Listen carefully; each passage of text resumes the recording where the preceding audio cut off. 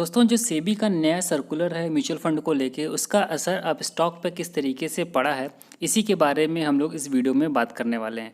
दरअसल दो वीडियो में पहले बना चुका हूँ, एक ग्रो पर भी बना चुका हूँ और एक ज़ीरोधा कॉइन है उसके ऊपर भी। बेसिकली वहाँ तो मैंने दो वीडियो बना चुका हूँ, तो अगर किसी ने न देखा हो तो उसको देख लीजिएगा। तो उन दोनों वीडियो में जो बातें कही गई हैं उनसे कुछ अलग है यहाँ पर, जो इन्होंने ये दे रखा है अनाउंसमेंट के अंतर्गत।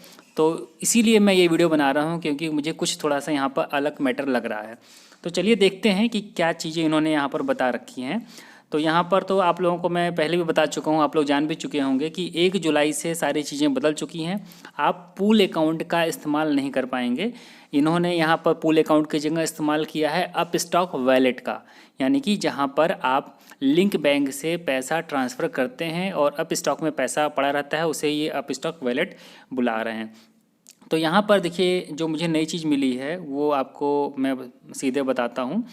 तो यहाँ ये बता रहे हैं कि as the BSE star mutual fund platform is undergoing changes to comply with the above, you will be unable to place mutual fund orders on our platform using UPI mode.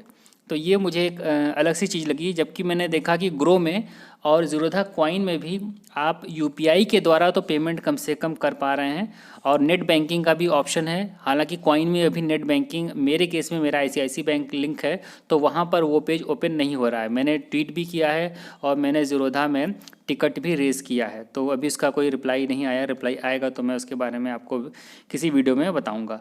तो आप ये चीज़ जान लीजिए कि UPI के द्वारा आप payment नहीं कर पाएंगे, इन्होंने यहाँ साफ साफ लिखा हुआ है।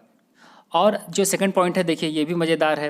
While using other payment modes, if you face a invalid bank account, अगर आप दूसरा कोई मोड इस्तेमाल कर रहे हैं पेमेंट करने का और अगर आपका इनवैलिड बैंक अकाउंट आ रहा है, इसका एरर आ रहा है, तो ये बता रहे हैं कि आप दूसरे बैंक अकाउंट से ट्राई करिए। उस एरर को सॉल्व नहीं करना है, आप दूसरे बैंक से ट्राई कर लीजिए। और ये बता रखे हैं कि आप जो मैसेज आ रहे हैं उसको इग्नोर करिए, इसमें कुछ खास नहीं है।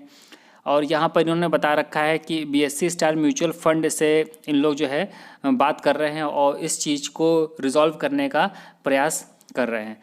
और थोड़ा सा और नीचे आते हैं तो यहाँ पर चलिए यहाँ पर क्लिक करते हैं। ये चीज़ मुझे एक नई मालूम चली है, आप लोगों को हो सकता है पहले से पता हो, क्योंकि मेरे लिए नई है, तो मैं आपके साथ में ये चीज़ को शेयर कर रहा हूँ। तो यहाँ देखिए, यहाँ पर ये बता रहे हैं नीचे की ओर कि जब भी आप म्यूचुअल फंड को बेचेंगे, अब स्टॉक के बारे में बता रहा हूँ, तो यहाँ पर आपको चार्ज देना पड़ेगा, जो DP चार्ज लगता है ना। जैसे कि हम लोग शेयर को बेचते हैं, आप एक शेयर बेचते हो तब भी आपको ये 18 रुपये प्लस GST देना पड़ता है। आप 10 शेयर, 10 लाख शेयर, या जितने भी शेयर आप एक दिन में बेचोगे उस पर आपको 18 रुपये प्लस GST DP चार्ज, यानी कि डिपॉजिटरी पार्टिसिपेंट चार्ज पे करना पड़ता है।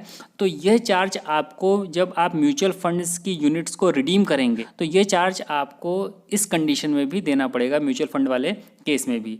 और जब भी आप पैसा, यहाँ पे भी वो चीज़ बताया गया है कि आप जब रिडीम करेंगे तो पैसा अब स्टॉक वॉलेट में ना होकर के सीधे आपके बैंक अकाउंट में जाएगा। और जब आप म्यूचुअल फंड बाई करने के लिए या म्यूचुअल फंड यूनिट्स बाई करने के लिए पैसा डालेंगे, तो वो पैसा भी आपके सीधे बैंक अकाउंट से ही कटेगा।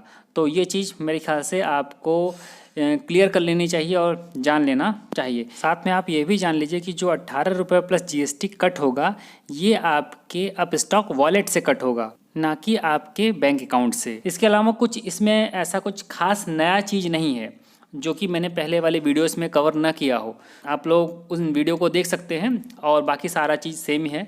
और जो दो चीज़ें मुझे अलग लगी, 2 या 3 चीज़ें कह लीजिए, उसके बारे में मैंने आपको बता दिया। बाकी फालतू में लंबा वीडियो बनाने का कोई मतलब नहीं है।